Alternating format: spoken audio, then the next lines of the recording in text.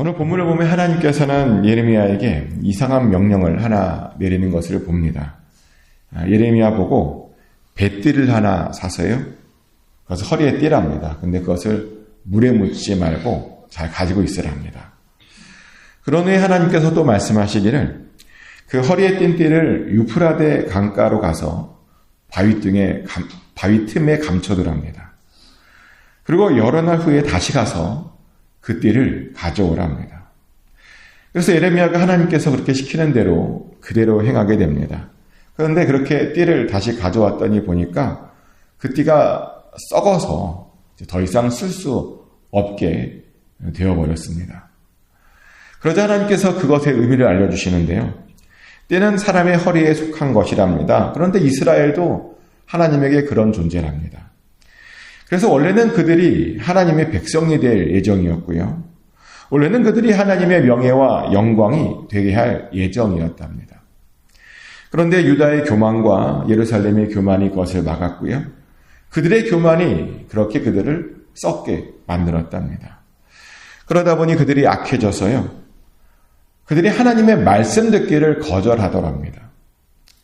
그래서 그들이 완악한 대로 살고 있고요. 그래서 그들이 다른 신들을 섬기고 있답니다. 그러다 보니 정말 도저히 다시 쓸 수 없는 띠처럼 그런 지경이 되었답니다. 하나님께서는 이렇게 그 띠를 이스라엘에 비유하면서 그들의 상태를 아주 정확하게 알려주었습니다. 근데 저는 이 비유에서 궁금한 것이 세 가지가 있는데요. 첫 번째로 궁금한 것은 왜 하나님께서는 이렇게 이스라엘의 교만과 심판을 직접 말씀하셔도 되는데 왜 이렇게 비유로 말씀하셨던 것일까라는 겁니다. 그렇지 않습니까? 게다가 이 비유는요. 예레미야의 행동이 필요한 비유였습니다. 예레미야 입장에서는 굉장히 사실은 귀찮은 행동해야 되니까 말로 하지 않고 행동해야 되니까 굉장히 귀찮은 비유였습니다. 근데도 하나님께서는 예레미야로 하여금 이렇게 귀찮은 행동들을 다 하게 했다는 거죠. 근데 왜 그랬는지 아십니까? 우리로 하여금 더 잘 이해하게 하려고 그렇게 하신 겁니다. 사실 그냥 말씀만 하는 것과요. 어떤 사건을 통해서 그것을 비유로 해서 설명해 주는 것 사이에는 굉장히 큰 차이가 있죠. 그냥 말씀만 하는 것보다 어떤 사건을 통해서 비유로 말씀해 주면 굉장히 더 잘 이해가 됩니다. 그리고 기억에도 더 잘 오래 남습니다. 그래서 하나님께서 보면 우리에게 말씀하실 때 종종 어떤 사건을 통해서 비유로 말씀하실 때가 많죠. 그리고 보면 예수님의 복음서에도 보면 예수님께서도 그렇게 비유로 굉장히 많은 말씀들을 하셨던 것을 우리가 알고 있습니다. 그러다 보니 저도요 종종 일상의 이야기들을 통해서 하나님의 이야기를 할 때가 많습니다. 매주일마다 한 주간의 삶 속에서 경험한 것들을 비유로 이제 칼럼을 써서 저 같은 경우는 그렇게 나누곤 하는데 지난주에도 그렇게 나눴어요. 지난주 칼럼은 교회 바닥 공사를 좀 했는데 그것을 가지고 느낀 것을 가지고 이제 같이 나눴습니다. 바닥 공사를 하면서 제가 사람 말을 너무 쉽게 믿었던 것에 대한 그런 문제점들과 또 작업 초기에 너무 많은 힘을 쓰다 보니까 정작 중요한 메인 잡을 할 때는 제가 힘을 쓰지 못했다라고 하는 그런 이야기들을 칼럼에서 비유로 이제 나눴습니다. 그러면서 제가 그때 뭐라고 말했냐면 우리가 믿어야 되는 것은 사람의 말이 아니다. 우리는 하나님의 말씀만 믿어야 된다라고 나눴고 그리고 중요하지 않은 일에 힘을 쓰면 정작 아주 중요한 일에는 힘을 못 쓴다라고 하는 그런 칼럼을 써서 제가 나눴습니다. 그랬더니 반응이 좋아요. 확실히 비유가요. 반응이 좋아요. 그래서 하나님도 그렇고 예수님도 그렇고 그렇게 비유로 자주 말씀하셨던 겁니다.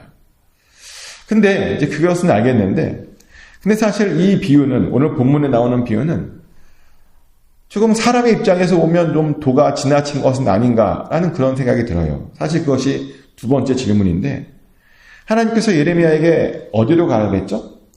유브라데 강으로 가라고 그러셨죠. 그런데 예루살렘에서 유브라데 강까지 가려면 얼마나 걸리는지 아십니까 혹시? 걸어서 몇 달 걸려요. 굉장히 먼 거리입니다. 유브라데 강은요. 지금 현재 지역의 이라크 지역에 있는 그런 강입니다. 그런데 비유 하나 하자고 갑자기 예레미야를 이라크로 보낸다? 언뜻 생각해보면 굉장히 심한 일 아닌가? 라는 생각이 듭니다. 게다가 그 지역은요, 지금 이스라엘을 호시탐탐 노리고 있는 그런 바벨론이 있는 지역이었습니다. 그런데 그런 지역을 비유 하나 하자고 갔다 오라니요. 그러다 보니 어떤 학자들은 예레미야 13장에 나오는 이 유브라데 강은 사실은 진짜 유프라테스 강이 아닐 것이다 라고 말하기도 합니다. 왜냐하면 사실은 원어적으로 여기 나오는 그 강 이름은요, 유프라테스 강이라고 원래는 나오지 않고요, 페라스라고 하는 강으로 나오거든요. 그럼 왜 페라스를 유프라테스 강으로 번역했느냐? 구약 성경에서 일반적으로 페라스 강은 전부 다 유프라테스 강으로 번역해 왔습니다. 그래서 그런 전통을 따라 여기를 유프라테스 강으로 번역했는데, 근데 어떤 학자들은 이것을 그런 식으로 번역하면 안 된다는 겁니다. 이 페라스 강과 뜻하는 다른 강을 찾아봐야 한다는 겁니다. 그리고 우리가 실제로 찾아서 예루살렘 북동쪽에 파라라고 하는 지역이 있는데 거기에 있는 강을 말하는 것이랍니다. 근데 저는요, 그렇게 볼 수 있을 것 같아요. 왜냐하면 제 생각에도 비유 하나 하자고 몇 달을 가야 하는 그 이라크까지 하나님께서 가라고 그렇게 명령하실 것 같지는 않거든요. 게다가 그 당시 그 바벨론은요, 이스라엘을 지금 점령하려고 하는 겁니다. 그런데 가뜩이나 지금 예레미야가 간첩으로 오해받고 있었거든요. 근데 오해받고 있는 사람이 바벨론으로 갔다 온다? 그러면 그 오해가 더 심해지는 상황이었습니다. 그러다 보니 다시 이런 질문이 생기죠. 그럼 하나님께서는 왜 페라스라고 하는 단어를 써서 이렇게 헷갈리게 하신 것일까? 사실 저는요, 바로 그 부분에 하나님의 어떤 의도가 있다고 생각합니다. 예레미야는 파라라고 하는 가까운 지역에 갔다 왔지만 사람들로 하여금 그가 유프라테스 강 바벨론까지 갔다 왔다고 그렇게 일부러 오해하게 만들었다는 거죠. 왜냐하면 그 띠가요, 그 바벨론 지역에 묻혀 있었다라고 하는 것이 상징하는 것이 있거든요. 바벨론 지역에서 썩었다라고 하는 것이 사실 상징하는 것이었습니다. 하나님께서는 이스라엘에게 계속 바빌론의 공격에 대해서 경고하셨습니다. 그들이 정신 차리지 못하면 바빌론이 공격할 것이다 라고 경고하셨습니다. 그들이 그 나라로 다 끌려가서 아무 소용없이 될 것이다 라고 경고하셨습니다. 그런데 그런 경고를 듣고도 그들이 정말 그 모든 말씀들을 들은 척도 하지 않았습니다. 그래서 그 띠가 바벨론에 가서 아무 쓸모없이 될 것이다 라고 하는 것을 직접 그렇게 비유로 보여준 겁니다. 그들의 미래를요, 그렇게 보여준 겁니다. 그래서 그렇게 유프라테스 강을 언급하는 그런 페라스로 그렇게 말씀하신 겁니다. 자, 그럼 이제 세 번째 질문으로 넘어가 보죠. 그럼 왜 하나님께서는요, 또 이스라엘을 하필 띠로 비유하셨던 것일까요? 사실 이것은 앞에서도 말씀드렸다시피 하나님께서 그 이유를 잠깐 우리에게 말씀해 주시는데, 띠는 사람의 허리이죠. 그래서 띠는 사람에게 아주 중요한 속해 있는 것이랍니다. 근데 원래 이스라엘도요, 띠처럼 그렇게 하나님께 속해 있었답니다. 그래서 이스라엘을 띠로 비유한 거랍니다. 그러다 보니 또 자연스럽게 이런 질문이 생기죠. 띠가 사람에게 속해 있다는 말이 뭔가? 이스라엘 사람들에게 띠가 어떤 의미인가? 얼마나 중요한가? 라는 그런 질문이 생깁니다. 근데 보니까 아주 중요했더라고요. 사실 이것은 이스라엘의 그 의복 구조를 알아야 우리가 이해할 수 있는 건데, 우리가 이스라엘 영화 같은데 고대 영화를 보면 사람들이 입고 있는 옷들이 있죠. 근데 어떻게 입고 있죠? 그들이 우리처럼 이렇게 팔다리가 나와 있는 그런 옷을 입고 있지 않고요. 긴 천 형태의 옷을 얼굴만 내서 이렇게 입고 있는 그런 모습들을 봅니다. 그러다 보니 그 옷들은요, 일을 할 때나 움직일 때는 굉장히 불편한 옷이죠. 그래서 일반적으로 사람들이 어떻게 했냐면, 일을 할 때는 허리에 띠를 바짝 매서 그 옷을 완전히 몸에 붙여서 그렇게 움직였답니다. 그런 상태에서 일을 했답니다. 그래서 성경의 표현에 보면 허리를 동이라라고 하는 표현이 나오거든요. 근데 그 표현이 왜 나올 수밖에 없냐면, 움직이려면 띠로 허리를 동여야 됐기 때문이죠. 허리를 동여서 일을 할 수 있는 그런 환경을 만들어야 했던 겁니다. 그래서 일을 하려고 하는 사람들은 모두 다 띠가 필요했고요. 띠가 사람들로 하여금 일을 하게 만들어 주었다는 거죠. 근데 하나님 표현에 의하면 이스라엘이 하나님에게는 그런 띠와 같은 존재였답니다. 하나님으로 하여금 일을 하게 만드는 존재였답니다. 한마디로 하나님에게는 꼭 필요한 그런 존재였다는 겁니다. 그런데 그런 그들이 그렇게 타락했으니 얼마나 안타까웠겠습니까? 그런 그들이 이제 쓸모없는 상태가 되어버렸으니 얼마나 안타까웠겠습니까? 그래서 그들을 그렇게 심판하셨던 겁니다. 근데 오늘 본문을 계속 읽다 보면 하나님께서는 그들을 굉장히 이상한 방법으로 심판하시는 것을 봅니다. 13장 12절 말씀인데요. 그러므로 너는 이 말로 그들에게 이르기를 이스라엘의 하나님 여호와의 말씀에 모든 가죽 부대가 포도주로 차리라 하셨다 하라. 그리하면 그들이 내게 이르기를 모든 가죽 부대가 포도주로 찰 줄을 우리가 어찌 알지 못하리요 하리니 라고 나옵니다. 하나님께서 심판하시는데 모든 가죽 부대를 포도주로 가득 채우시겠답니다. 이것이 하나님께서 그들에게 내린 심판이랍니다. 근데 여러분들은 이 심판이 이해가 되십니까? 모든 가죽 부대가요 지금 포도주로 가득 차 있는 겁니다. 그러면 좀 더 좋은 것 아닐까요? 포도주가 가득 차 있는데. 근데 생각해보면 그것이 좋은 것이 아니었습니다. 왜냐하면 그것 때문에요 모든 주민들이, 모든 위정자들이, 모든 성직자들이요 다 잔뜩 취해버릴 것이거든요. 그리고 그렇게 취하게 되면 피차 서로 충돌이 일어날 것이랍니다. 그리고 그렇게 충돌이 일어나면 서로가 서로를 상하게 만들 것이랍니다. 그래서 실제로 부자 사이에서도요 상하게 되는 그런 일들이 있을 것이랍니다. 가득 찬 술이요 그들의 모든 관계를 그렇게 깨어버리겠다는 거죠. 놀라운 심판 아닙니까? 우리는 언뜻 많으면 무조건 좋다라고 하는 그런 생각을 했었는데 오히려 그 많은 것들이 그들의 발목을 잡았다는 거죠. 그런 방법으로 하나님께서 그들을 심판하셨습니다. 근데 요즘도 보면 이런 심판들이요 계속 일어나고 있는 모습들을 봅니다. 하나님께서 너무 많이 주셔서 오히려 그것 때문에 하나님을 떠나는 사람들이 많죠.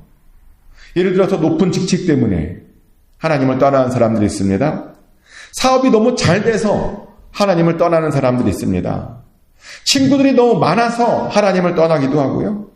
너무 유능하고 너무 똑똑해서 교회를 떠나는 사람들이 너무나 많습니다. 아마 여러분 중에서도 그런 사람들 있었을 겁니다. 저는요 제 주변에서 정말 많이 보았습니다. 제가 조금 전에 이야기했던 모든 것들은요 실제로 제가 보고 경험한 그런 이야기들입니다. 그래서 우리들은요 많이 가졌다고, 많이 얻었다고, 높아졌다고 자랑하면 안 됩니다. 똑똑하다고, 대단하다고, 잘 나간다고 그래서 자랑하면 안 됩니다. 우리는 그럴수록 겸손해져야 됩니다. 심지어는요 많이 가졌더라도 적게 가진 척을 해야 돼요. 사실 그것이 성경의 가르침이죠. 고린도전서 7장 29절부터 31절까지 말씀입니다. 형제들아 내가 이 말을 하노니 그때가 단축하여진 고로 이후부터는 안에 있는 자들은 없는 자 같이 하며 우는 자들은 울지 않는 자 같이 하며 기쁜 자들은 기쁘지 않은 자 같이 하며 매매하는 자들은 없는 자 같이 하며 세상 물건을 쓰는 자들은 다 쓰지 못하는 자 같이 하라. 이 세상의 외형은 지나감이니라. 아멘. 예수님의 가르침을 받은 사도 바울은 우리들에게 분명히 경고하고 있습니다. 안에 있는 자들은 없는 자 같이 살아야 된다. 우는 자들은 울지 않는 자처럼 살아야 된다. 기쁜 자들은 기쁘지 않은 자처럼 살아야 된다고. 매매하는 자들은 매매하지 않는 자처럼 살아야 되고 세상 물건을 쓰는 자들은 다 쓰지 못하는 자처럼 살아야 된다라고 분명히 경고합니다. 왜냐하면 이 세상의 외형은 다 지나갈 것이기 때문이고요. 그리고 주의 날이 더 가까이 왔기 때문이라고 우리들에게 분명하게 말씀하고 있습니다. 그것이 성경이 우리들에게 가르치는 아주 중요한 교훈입니다. 그러니 우리는요, 많이 받았다고 좋아라만 하면 안 됩니다. 포도주통에 포도주가 가득 차 있다고 좋아라만 하면 안 됩니다. 그리고 그렇게 좋아하지 않는 것이 사실은 겸손입니다. 근데 문제는 이들은 좋아했습니다. 그것들이, 많은 것들이, 많이 가진 것들이 그들을 파멸하고 있다라고 하는 사실을 전혀 몰랐습니다. 그래서 그들은 그렇게 교만해진 겁니다. 그러니 하나님께서는 그런 그들에게 다시 한번 권면합니다. 좀 제발 낮추라고 권면합니다. 그러며 울 때가 있을 것이라고 말합니다. 그리고 침침한 어둠이 되기 전에 다시 하나님께 영광을 돌려야 된다고 그렇게 권면합니다. 하지만 안타깝게도 그들은요, 이런 하나님의 메시지를 계속 제대로 듣지 못했습니다. 그래서 겸손하지 못했고 스스로 낮추지 못했습니다. 근데 더 당황스러운 것이 뭔지 아십니까? 그들이 겸손하지 못해서 그런 일들을 당했는데 그들이 그 마음에 이런 말을 한대요. 도대체 왜 나에게 이런 일이 일어났는지 내가 잘 모르겠다. 어찌하여 내게 이런 일이 닥쳤는고라고 그런 말을 하더라는 겁니다. 모른대요. 왜 그런 일들이 일어났는지, 자기에게 일어났는지 모른대요. 그런데요, 왜 그런 일들이 일어났는지 그 모르는 것만큼 사실은 소망이 없는 것도 없죠. 왜냐하면 왜인지 모르면요, 절대로 회개하지 않거든요. 왜인지 모르면 하나님을 찾지 않습니다. 보니까요, 누가 하나님을 찾느냐? 이유를 아는 자들이 찾습니다. 그 이유를 해결하려고 하나님을 찾습니다. 그리고 그렇게 하기 때문에 회개도 하는 것이고요. 그래서 다시 은혜를 경험하게 되는 것이더라고요. 그래서 보니까 이유를 아는 것이 복이더라고요. 나에게 닥쳐진 일들, 내 주변에 일어나는 모든 일들에 대한 그 원인과 이유를 아는 것이요, 정말 대단한 복이라는 겁니다. 근데 그건 아십니까? 하나님의 사람들은 반드시 그 이유를 알게 됩니다. 왜냐하면 예배 때마다 하나님께서 우리들에게 그 이유를 알려주시잖아요. 말씀과 찬양을 통해서 하나님께서 우리들에게 계속 말씀하시면서 우리 주변에 일어나는 모든 일들에 대한 그 이유를 분명하게 우리에게 알려주십니다. 그래서 그런 어떤 관점에서는 이렇게 예배드릴 수 있음이 이미 저는 복이다라고 그렇게 생각을 합니다. 정말 우리가 그런 복을 받았습니다. 우리가요, 그런 놀라운 사랑을 받은 겁니다. 아멘. 그러니 지금 우리가 얼마나 큰 복을 받았는지 그것을 절대로 잊지 마십시오. 하나님의 사랑으로, 하나님의 은혜로 오늘도 우리가 이렇게 나와서 우리 삶 주변에서 일어나고 있는 모든 일들에 대한 이유를 알게 되고 있음을 절대로 잊지 마셔야 됩니다. 그래서 항상 그것을 잊지 않고 항상 하나님의 은혜와 사랑 안에 여러분의 삶이 거하게 되시기를 예수 그리스도 이름으로 축복합니다. 기도합니다. 하나님 아버지, 이스라엘이 얼마나 교만했는지 하나님께서 계속 그들에게 메시지를 전했지만 그들이 깨닫지 못했습니다. 알기 쉬우라고 비유로 말씀하셨는데도 불구하고 깨닫지 못했습니다. 그러다 보니 그들 주변에 무슨 일이 일어나고 있는지 모른 채 그냥 심판의 길로 달려가고 있었습니다. 아버지, 우리는 그렇지 않기를 원합니다. 하나님께서 말씀하실 때 분명하게 깨닫기를 원합니다. 그래서 우리 주변에서 현재 어떤 일이 일어나고 있는지 분별하게 하여 주시고 깨닫게 하시고, 그래서 하나님께 사랑을 고백하게 하시고 하나님께 은혜를 고백하는 우리 모두가 되게 하여 주시옵소서. 언제나 하나님의 사랑과 은혜 아래에만 거하게 하여 주시옵소서. 오늘도 하나님께 맡겨드립니다. 승리하게 하여 주시옵소서. 복 내려 주시옵소서. 감사드리며 예수 그리스도 이름으로 간절히 기도드렸습니다. 아멘. 주기도문을 올려드립니다. 하늘에 계신 우리 아버지, 아버지의 이름을 거룩하게 하시며 아버지의 나라가 오게 하시며 아버지의 뜻이 하늘에서와 같이 땅에서도 이루어지게 하소서. 오늘 우리에게 일용할 양식을 주시고 우리가 우리에게 잘못한 사람을 용서해 준 것 같이 우리 죄를 용서하여 주시고 우리를 시험에 빠지지 않게 하시고 악에서 구하소서. 나라와 권능과 영광이 영원히 아버지의 것입니다. 아멘.